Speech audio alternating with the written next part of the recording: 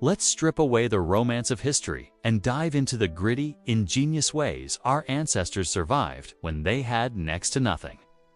First, let's talk about the absolute centerpiece of their world, the home.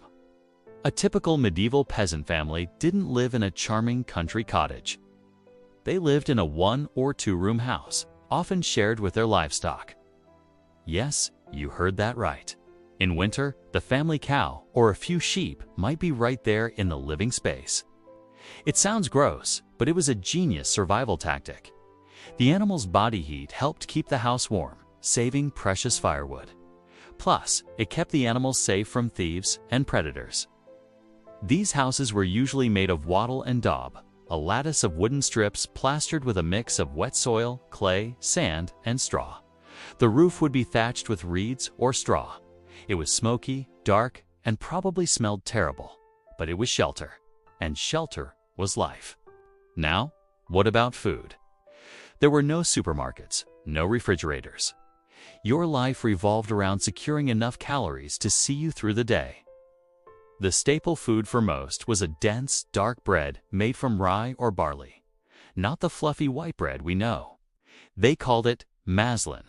Alongside bread, there was pottage. Think of it as a perpetual stew.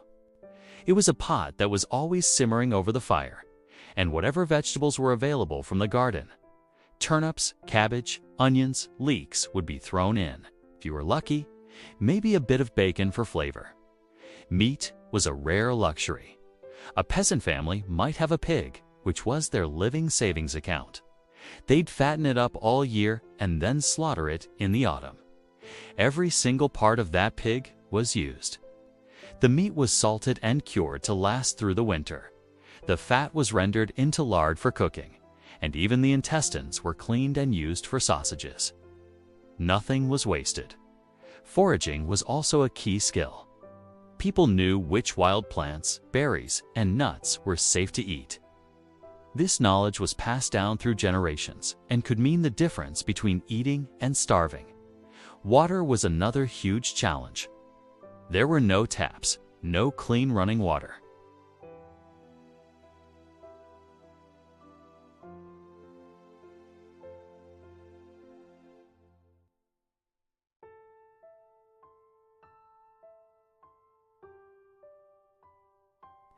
It was a practical solution to a life-threatening problem. They were essentially sterilizing their water with fermentation. When it came to staying warm, fire was everything. But firewood was a strictly controlled resource. The forests usually belonged to the local lord, and peasants were forbidden from cutting down trees for fuel. They had the right of a stover, which meant they could only collect fallen branches or dead wood. This meant a constant daily search for anything that would burn. People would spend hours gathering twigs and sticks just to keep the home fire going for cooking and a little warmth. In the biting cold of winter, the whole family would huddle together around that single hearth, which was often just an open fire pit in the middle of the floor, with a hole in the roof to let some of the smoke out. It was a constant battle against the cold and damp. Clothing was also incredibly basic and precious.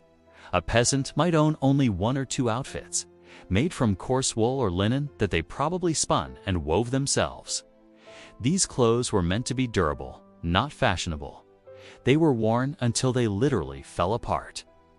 When they did, the fabric would be patched, repurposed into something else, or used as rags. Nothing was thrown away. Shoes were a luxury.